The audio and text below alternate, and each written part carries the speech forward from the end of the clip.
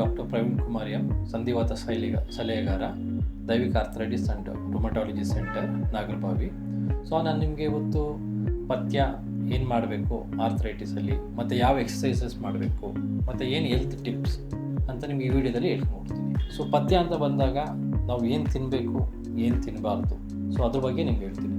So ಫಸ್ಟ್ನೇದಾಗಿ ನಾವು ಏನು ತಿನ್ನಬೇಕು ಅಂದರೆ ಆರ್ಥರೈಟಿಸ್ ಪೇಷಂಟ್ ಇರೋರು ಏನು ತೊಗೊಬೇಕು ಅಂತ. ಸೊ ಆರ್ಥರೈಟಿಸ್ ಪೇಷಂಟ್ ಅವರು ಹೆಲ್ತಿ ಡಯಟ್ ಅಂದರೆ ಗ್ರೀನ್ ಸೊಪ್ಪು, ತರಕಾರಿ, ಹಣ್ಣು, ಸೊ ಅದು ಯಥೇಚ್ಛವಾಗಿರೋದನ್ನ ತೊಗೊಬೇಕು. ಯಾವುದೇ ಹಣ್ಣಾಗಲಿ ಯಾವುದೇ ಸೊಪ್ಪು ತರಕಾರಿಲಿ ಅವರಿಗೆ ರೆಸ್ಟ್ರಿಕ್ಷನ್ ಇರಲ್ಲ, ಎಲ್ಲ ತೊಗೊಬೋದು, ಅದರಿಂದ ಏನೂ ವ್ಯತ್ಯಾಸ ಆಗೋದಿಲ್ಲ.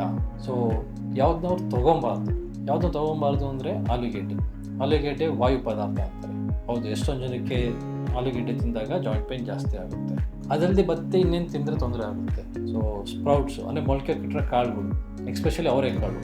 ಸಂಕ್ರಾಂತಿ ಟೈಮಲ್ಲಿ ಎಷ್ಟೊಂದು ಜನ ಪೇಷಂಟ್ ಯೂಶಲಿ ಅವರೆಕಾಳು ತೊಗೊಂಡಿದ್ದರೆ ಜಾಯಿಂಟ್ ಪೇನ್ ಜಾಸ್ತಿ ಆಗುತ್ತೆ ಬರ್ತಾರೆ. ಅಂದರೆ ಸ್ಟೇಬಲ್ ಆಗಿರೋರು ಸೊ ಅದನ್ನ ತೊಗೊಂಡಾಗ ಪದಾರ್ಥ ಅವರೆಕಾಳು ಆಗಿರ್ಬೋದು, ಮೊಳಕೆ ಕಟ್ಟಿರೋ ಕಾಳು ಆಗಿರ್ಬೋದು, ಅದನ್ನ ತೊಗೊಂಡಾಗ ಜಾಯಿಂಟ್ ಪೇನ್ ಜಾಸ್ತಿ ಆಗೋ ಚಾನ್ಸ್ ಇರುತ್ತೆ. ಇನ್ನು ತುಂಬ ವೆಜಿಟೇರಿಯನ್ಸ್ ಇರೋರಲ್ಲಿ ಪನ್ನೀರ್ ಆಗಿರ್ಬೋದು, ಬದನೆಕಾಯಿ ಆಗಿರ್ಬೋದು, ಸೊ ಈ ಪದಾರ್ಥ ತಿಂದಾಗ ಜಾಯಿಂಟ್ ಪೇನ್ ಜಾಸ್ತಿ ಆಗುತ್ತೆ. ಇದು ನಮ್ಮ ಪೇಷಂಟ್ ಎಕ್ಸ್ಪೀರಿಯೆನ್ಸ್, ಅವರು ನಮಗೆ ಅವರ ಎಕ್ಸ್ಪೀರಿಯೆನ್ಸ್ ಮತ್ತು ಶೇರ್ ಮಾಡೋದ್ರಿಂದ ತಿಳ್ಕೊಂಡಿರೋದು. ಸೊ ಇದು ಕೂಡ ಜಾಸ್ತಿ ಮಾಡುತ್ತೆ. ಸೊ ಆ ಪದಾರ್ಥವನ್ನು ವೆಜಿಟೇರಿಯನ್ಸ್ ಅವಾಯ್ಡ್ ಮಾಡಬೇಕು. ಸೊ ನಾನ್ ವೆಜಿಟೇರಿಯನ್ಸ್ ಏನು ಅವಾಯ್ಡ್ ಮಾಡಬೇಕು? ಸೊ ನಾನ್ ವೆಜಿಟೇರಿಯನ್ಸು ಚಿಕನ್ ಆಗಿರ್ಬೋದು, ಮಟನ್ ಆಗಿರ್ಬೋದು, ರೆಡ್ ಮೀಟ್ ಅಂತ ಏನು ಹೇಳ್ತೀವಲ್ಲ, ಸೊ ಆ ಅಂಶನ ಅವಾಯ್ಡ್ ಮಾಡಬೇಕು. ಸೊ ಅದನ್ನ ತಿನ್ನಲೇಬಾರ್ದು. ಸೊ ಅಂಥವ್ರಿಗೆ ಫಿಶ್ ತಿನ್ಬೋದು. ಸೊ ಫಿಶಲ್ಲಿರೋಂಥ ಒಮೆಗಾ ಫ್ಯಾಟಿ ಆಸಿಡ್ಸ್ ಅನ್ನೋದು ಅಂಶ ಜಾಯಿಂಟ್ ಪೇನ್ ಸಿಂಟಮ್ಸ್ನ ಕಡಿಮೆ ಮಾಡುತ್ತೆ. ಸೊ ಅವ್ರು ಅದನ್ನ ತೊಗೊಬೋದು. ಮಿಕ್ಕಿತರ ಸೀ ಫುಡ್ಸ್ ಆಗಿರ್ಬೋದು, ಅದನ್ನು ಕೂಡ ಅವರು ತೊಗೊಬೋದು. ಮತ್ತು ಇನ್ನೊಂದು ಮೋಸ್ಟ್ ಇಂಪಾರ್ಟೆಂಟ್, ಇವಾಗ ನಡೀತಿರಲ್ಲ, ಇವಾಗಿರೋ ಸೋಷಿಯಲ್ ಮೀಡಿಯಾ ಆಗಿರ್ಬೋದು, ನಿಮ್ಮ ಟಿ ವಿಲಾಗಿರ್ಬೋದು, ಏನು ತೋರಿಸ್ತಾರೆ ಅಡ್ವರ್ಟೈಸ್ಮೆಂಟು, ಪ್ರೋಟೀನ್ ಸಪ್ಲಿಮೆಂಟ್ ಆಗಿರ್ಬೋದು, ಅಥವಾ ಇಮ್ಯೂನ್ ಬೂಸ್ಟರ್ ಆಗಿರ್ಬೋದು, ಮಿಲ್ಕ್ ಶೇಕ್ ಆಗಿರ್ಬೋದು, ಸೊ ಅದು ನಿಮ್ಗೆ ಆರಾಮಾಗಿ ಸಿಗುತ್ತೆ. ಒಂದು 100 ರೂಪಾಯಿಗೆ 500 ರೂಪಾಯಿಗೆ ಎಷ್ಟಾದರೂ ಅದು ಈಸಿಯಾಗಿ ಅವೈಲೇಬಿಲಿಟಿ ಇದೆ. ಸೊ ಅದನ್ನ ತೊಗೊಂಡ್ರೆ ಇದು ಕಡಿಮೆ ಆಗುತ್ತೆ ಅಂತ ಯಾರು ನಿಮ್ಮ ಪಕ್ಕದ ಮನೆಯವ್ರು ಹೇಳ್ತೀರೋ, ಅಥವಾ ಟಿ ವಿಲೆಲ್ಲೋ ನೋಡ್ತೀರಾ, ನೀವು ಯಾವುದೋ ಒಂದು ಅಡ್ವರ್ಟೈಸಲ್ಲಿ ನೋಡ್ತೀರಾ, ಸೊ ಅದರಿಂದ ಫುಲ್ಲು ಕ್ಯೂರೇ ಆಗಿಬಿಡುತ್ತೆ ಜಾಯಿಂಟ್ ಪೇನು, ಆರ್ಥರೈಟಿಸ್ ಇರಲ್ಲ ಅಂತ ಅವರು ತೋರಿಸ್ತಾರೆ.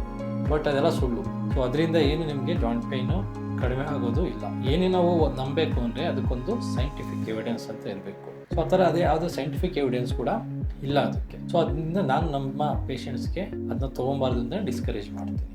ಸೊ ಇದಲ್ಲದೆ ನೀವು ಇನ್ನೂ ಏನು ತೊಗೊಬೋದು ಅಂದರೆ ಜಾಯಿಂಟ್ ಪೇನ್ ಕಂಟ್ರೋಲ್ ಮಾಡೋಕ್ಕೆ, ಶುಂಠಿ ಮತ್ತು ಚಕ್ಕೆ. ಸೊ ಇವೆರಡೂ ಪೌಡರ್ ಮಾಡಿ ಅಥವಾ ಪೇಸ್ಟ್ ಮಾಡಿ, ಸೊ ಅದನ್ನ ನೀವು ಡೈಲಿ ಕಾಫಿ, ಟೀ ಅಥವಾ ಬಿಸಿನೀರಲ್ಲಿ ತೊಗೊತಾ ಇದ್ದರೆ ಸೊ ಅದು ಕೂಡ ಇನ್ಫ್ಲಮೇಷನ್ ಕಡಿಮೆ ಮಾಡುತ್ತೆ ಅಂತ ಸೈಂಟಿಫಿಕ್ ಸ್ಟಡಿ ಪ್ರೂವ್ ಆಗಿದೆ. ಸೊ ಎಷ್ಟೊಂದು ಜನ ಪೇಷಂಟ್ ಆಲ್ರೆಡಿ ಇದನ್ನ ಮೆಡಿಸನ್ ಅಥವಾ ಮನೆ ಮದ್ದು ಅಂತ ಇದನ್ನ ತೊಗೊತಾ ಇರ್ತಾರೆ. ಸೊ ಅದನ್ನ ನಾನು ಅವ್ರಿಗೆ ಹೇಳ್ತೀನಿ ಕೂಡ. ಸೊ ಇದನ್ನ ನೀವು ಕಂಟಿನ್ಯೂ ಮಾಡಿ, ಅದರಿಂದ ಸ್ವಲ್ಪ ಇನ್ಫ್ಲಮೇಷನ್ ಕೂಡ ಕಡಿಮೆ ಆಗುತ್ತೆ. ಸೊ ಎಕ್ಸಸೈಸಸ್ಸು, ಯಾವ ಎಕ್ಸಸೈಸ್ ಮಾಡಬೇಕು ಜಾಯಿಂಟ್ ಪೇಯ್ನ್ ಇರೋರು? ಯಾಕೆಂದರೆ ಜಾಯಿಂಟಲ್ಲಿ ಪ್ರಾಬ್ಲಮ್ ಇರೋದ್ರಿಂದ ನೀವು ಯಾವ ಎಕ್ಸಸೈಸ್ ಮಾಡಿದ್ರು ನಿಮಗೆ ಪೇಯ್ನ್ ಆಗೇ ಆಗುತ್ತೆ. ಸೊ ನೀವು ಯಾವುದೇ ರೀತಿಯಾದ ಎಕ್ಸಸೈಸಸ್ ಏನು ಮಾಡಬೇಕಾಗಿಲ್ಲ. ಮಾಡಬೇಕಾದ್ರೆ exercises simple exercises like stretching exercises. ನಾವೇನು ಪಿ ಟಿ ಅಥವಾ ಸ್ಕೂಲಲ್ಲಿ ಮಾಡ್ತಾಯಿದ್ದು, ಸೊ ಈ ಥರ ಎಕ್ಸಸೈಸಸ್ ಆಗಿರ್ಬೋದು, ಸ್ಟ್ರೆಚ್ ಮಾಡೋದು ಸಿಂಪಲ್ ಸ್ಟ್ರೆಚ್ ಎಕ್ಸಸೈಸು. ಯಾವುದೇ ಜಾಯಿಂಟ್, ಇವಾಗ ಮೊಣಕೈಗಾಗಿ ಇದಾಗಿರ್ಬೋದು, ಅಥವಾ ಭುಜಕ್ಕೆ ಇದೇ ಥರ ಆಗಿರ್ಬೋದು, ಅಥವಾ ಕಾಲ್ದು ಮಡ್ಚೋದು, ಕಾಲು ನೀಡೋದಾಗಿರ್ಬೋದು, ಅಥವಾ ಮೊಣಕಾಲ ಹತ್ರ ರೊಟೇಷನ್ ಮಾಡೋದಾಗಿರ್ಬೋದು. ಸೊ ಆ ಎಕ್ಸಸೈಸ್ ಮಾಡಿದ್ರೆ ಸಾಕು. ಸೊ ಇದು ಯಾಕೆ ಮಾಡ್ತೀವಿ ಅಂದರೆ, ಸೊ ಇದ್ರ ಮಾಡೋದ್ರಿಂದ ನಿಮ್ಮ ಜಾಯಿಂಟಲ್ಲಿ ಏನದು ಇದು ಮೊಬಿಲಿಟಿನ ಕಾಪಾಡ್ಕೊಳ್ಳುತ್ತೆ. ಸೊ ಅದರಿಂದ ಆ ಎಕ್ಸಸೈಸ್ ಮಾಡಬೇಕು. ಮತ್ತು ತುಂಬ ಜನ ಕೇಳ್ತಾರೆ, ಇದು ಯಾವುದು ಡಂಬಲ್ಸ್ ಮಾಡ್ಬೋದು ಅಥವಾ ಜಿಮ್ಗೆ ಹೋಗ್ಬೋದು ಅಥವಾ ಬಾಡಿ ಬಿಲ್ಡ್ ಮಾಡೋ ಟೈಪ್ ಎಕ್ಸಸೈಸ್ ಮಾಡಬೇಕಂತ. ಅದು ಯಾವುದೂ ಮಾಡೋಕ್ಕೆ ಅವಶ್ಯಕತೆನೇ ಇರೋದಿಲ್ಲ. ಸೊ ಅದನ್ನ ನೀವು ಮಾಡ್ಬೋದು. ಬಟ್ ಏನಾಗುತ್ತೆ ಅಂದರೆ, ಅದು ಮಾಡೋದ್ರಿಂದ ನಿಮ್ಗೆ ಜಾಯಿಂಟ್ ಪೇನ್ ಯಾವಾಗ ಜಾಸ್ತಿ ಇರುತ್ತೆ, ಅದು ಮಾಡೋದ್ರಿಂದ ಡೆಫಿನೆಟ್ಲಿ ನಿಮ್ಮ ಜಾಯಿಂಟ್ ಪೇನ್ ಜಾಸ್ತಿ ಆಗೇ ಆಗುತ್ತೆ. ಅದು ಯಾವಾಗ ಮಾಡ್ಬೋದು ಅಂದರೆ, ನಿಮ್ಮ ಜಾಯಿಂಟ್ ಪೇನ್ ತುಂಬ ಕಂಟ್ರೋಲ್ ಆದಮೇಲೆ ಅದನ್ನ ಮಾಡ್ಬೋದು. ಸೊ ಇವೆರಡಲ್ದೇ ಡೈಲಿ ನಡೆಯೋವಂಥದ್ದು ತುಂಬ ಒಳ್ಳೆ ಎಕ್ಸಸೈಸಸ್. ಯಾಕೆಂದರೆ ಅದು ನಿಮ್ಮ ಒಬೆಸಿಟಿ ಅಥವಾ ವಜನ ಕಡಿಮೆ ಮಾಡುತ್ತೆ, ಮತ್ತು ನಿಮ್ಮ ಹೃದಯಕ್ಕೆ ಸಂಬಂಧಪಟ್ಟಿರೋ ಕಾಯಿಲೆನ ಕೂಡ ದೂರ ಇಡ್ತೈತೆ. WHO ಅಂದ್ರೇನು ಅಂದರೆ ವಿಶ್ವ ಆರೋಗ್ಯ ಸಂಸ್ಥೆ. ಸೊ ಅದೇನು ರೆಕಮೆಂಡ್ ಮಾಡುತ್ತೆ ಅಂದರೆ, ಪ್ರತಿ ಮನುಷ್ಯನು ಡೈಲಿ 30 ನಿಮಿಷ ಬ್ರಿಸ್ಕ್ ವಾಕಿಂಗ್ ಮಾಡಬೇಕು ಅಂತ. ಬ್ರಿಸ್ಕ್ ವಾಕಿಂಗ್ ಅಂದರೆ ಜೋರಾಗಿ ನಡೆಯುವಂಥದ್ದು, ಫಾಸ್ಟಾಗಿ ನಡೆಯುವಂಥದ್ದು. ನೀವು ಆರಾಮಾಗಿ ಪಾರ್ಕಲ್ಲಿ ವಾಕ್ ಮಾಡ್ತೀರಲ್ಲ, ಆ ಥರ 2 ಅವರ್ ಮಾಡಿದ್ರು ಏನು ಉಪಯೋಗ ಬರೋಲ್ಲ. ಸೊ ಅಟ್ಲೀಸ್ಟ್ ನೀವು 30 ನಿಮಿಷ ಈ ಫಾಸ್ಟಾಗಿ, ಅಂದರೆ ನಾವು ಯಾರಾದರೂ ಕರೆದ್ರೆ ಓಡೋಗ್ತೀವಲ್ವ, ಅಥವಾ ಎಲ್ಲಾದರೂ ಹೋಗ್ಬೇಕು ಅಂದರೆ ಫಾಸ್ಟಾಗಿ ನಡ್ಕೊಂಡು ಹೋಗ್ತೀವಲ್ಲ, ಸೊ ಆ ಥರ ಮಾಡಬೇಕು. ಸೊ ಎಕ್ಸಸೈಸ್ ಮುಗ್ದಾದ್ಮೇಲೆ ನಿಮ್ಮ ಶರೀರದಲ್ಲಿ ಬೆವರು ಬರಬೇಕು ಮತ್ತು ನಿಮಗೆ ಉಪ್ಸ ಹಾಕಬೇಕು. ಅದನ್ನ ಪ್ರತಿನಿತ್ಯ ನೀವು 30 ನಿಮಿಷ ವಾರದಲ್ಲಿ 5 ದಿನ ಮಾಡಿದ್ರೆ ಸಾಕು. ನಿಮ್ಮ ಸ್ಥೂಲಕಾಯ ಆಗಿರ್ಬೋದು ಅಥವಾ ಒಬೆಸಿಟಿ ಆಗಿರ್ಬೋದು ಅದು ಕಡಿಮೆ ಆಗುತ್ತೆ. ಮತ್ತು ನಿಮ್ಮ ಬಾಡಿ ಇಮ್ಯುನಿಟಿ ಕೂಡ ಇಂಪ್ರೂವ್ ಆಗುತ್ತೆ. ಎಕ್ಸಸೈಸ್ ತುಂಬ ಹೆಲ್ಪ್ ಇದೆ, ಎಸ್ಪೆಷಲಿ ನಮ್ಮ ಡಯಾಬಿಟೀಸ್ ಮತ್ತು ಹೈಪರ್ಟೆನ್ಷನ್ ಇರೋರಿಗೆ ಇದು ತುಂಬ ಹೆಲ್ಪ್ ಮಾಡುತ್ತೆ. ಸೊ ಅದು ನಿಮ್ಮ ದಿನನಿತ್ಯದಲ್ಲಿ ನೀವು ಅಳವಡಿಸ್ಕೊಬೇಕು. ಸೊ ಅದು ಒಂದು ಹೇಗೆ ಟ್ಯಾಬ್ಲೆಟ್ ಕೂಡ ನಿಮ್ಗೆ ಆರ್ಥ್ರೈಟಿಸ್ ಕಂಟ್ರೋಲ್ ಮಾಡೋಕ್ಕೆ ಹೆಲ್ಪ್ ಮಾಡುತ್ತೋ, ಇದು ಕೂಡ ಕಂಟ್ರೋಲ್ ಮಾಡೋಕ್ಕೆ ಡೆಫಿನೆಟ್ಲಿ ಹೆಲ್ಪ್ ಮಾಡುತ್ತೆ. ಇನ್ನೊಂದು ನಾನು ನಿಮಗೆ ಇನ್ನೊಂದು ಹೆಲ್ತ್ ಟಿಪ್ ಏನು ಕೊಡ್ಬೋದು ಅಂದರೆ, ಚಳಿಗಾಲದಲ್ಲಿ ಹೇಗೆ ನೀವು ಸಿಂಪ್ಟಮ್ಸ್ನ ಕಡಿಮೆ ಮಾಡ್ಕೊಳ್ಬೋದು ಅಂತ. ನಿಮಗೆ ಗೊತ್ತಿರೋಂಗೆ ಇವಾಗ ಜಾಯಿಂಟ್ ಪೇಯ್ನ್, ಆರ್ಥ್ರೈಟಿಸ್ ಅಥವಾ ಜಾಯಿಂಟ್ ಪೇಯ್ನ್ ಅಂತ ಏನಿದೆ ಅದು ಚಳಿಗಾಲದಲ್ಲಿ ಜಾಸ್ತಿ ಆಗುತ್ತೆ. ಸೊ ನಾರ್ಮಲಾಗಿ ನಾವು ಏನು ಮಾಡ್ತೀವಿ, ಚಳಿಗಾಲದಲ್ಲಿ ಸ್ವೆಟರ್ ಹಾಕೋತೀವಿ, ಗ್ಲೌಸ್ ಹಾಕೋತೀವಿ. ಸೊ ಇವಾಗ ಗ್ಲೌಸ್ ಸಾಕ್ಸ್ ಹಾಕೊಳ್ಳೋಲ್ಲ, ಸ್ವೆಟರ್ ಅಂತೂ ಡೆಫಿನೆಟ್ಲಿ ಹಾಕ್ಕೊಳ್ಬೇಕು ಅಂತೀವಿ. ಸೊ ಆರ್ಥ್ರೈಟಿಸ್ ಇರೋ ಪೇಷಂಟ್ಸು ಸ್ವೆಟರ್ ಜೊತೆಗೆ ಗ್ಲೌಸು ಮತ್ತು ಸಾಕ್ಸು ಕೂಡ ಹಾಕ್ಕೋಬೇಕು. ಯಾಕೆಂದರೆ ಯಾವಾಗ ಕಡಿಮೆ ಟೆಂಪ್ರೇಚರ್ ಇರುತ್ತೋ ಆ ಟೆಂಪ್ರೇಚರಿಂದ ಜಾಯಿಂಟ್ ಪೇಯ್ನ್ ಜಾಸ್ತಿ ಆಗುತ್ತೆ. ಸೊ ಈ ಗ್ಲೌಸ್ ಮತ್ತು ಸಾಕ್ಸ್ ಹಾಕೊಳ್ಳೋದ್ರಿಂದ ಆ ಬಾಡಿ ಟೆಂಪ್ರೇಚರು ಕಾಲಲ್ಲಿ ಕೈಲಿ ಹಾಗೆ ಮೇಂಟೈನ್ ಆಗುತ್ತೆ. ಸೊ ಮೇಂಟೈನ್ ಆಗಿದ್ದ ಸಿಂಪ್ಟಮ್ಸ್ ಸಿವಿಯಾರಿಟಿ ಕಡಿಮೆ ಆಗುತ್ತೆ. ಸಾಮಾನ್ಯವಾಗಿ ಈ ಕಾಯಿಲೆ ಹೆಣ್ಮಕ್ಳಲ್ಲಿ ಕಾಣಿಸ್ಕೊಳ್ಳೋದ್ರಿಂದ ಅವ್ರು most of them house wife ಆಗಿರೋದ್ರಿಂದ ಸೊ ಯೂಶಲಿ ಅವ್ರು ಬೇಗನೆ ಎದ್ದೇಳಬೇಕಾಗುತ್ತೆ, ಅರೌಂಡ್ 5 ಗಂಟೆಗೆ ಅಥವಾ 6 ಗಂಟೆಗೆ. ಆ ಟೈಮಲ್ಲಿ ತುಂಬ ಚಳಿ ಇರುತ್ತೆ. ತುಂಬ ಚಳಿ ಇದ್ದಾಗ ಎದ್ದಾಗ ಅವ್ರಿಗೂ ಕೈ ಹಾಗೆ ಬಿಗಿಟ್ಕೊಳ್ಳುತ್ತೆ.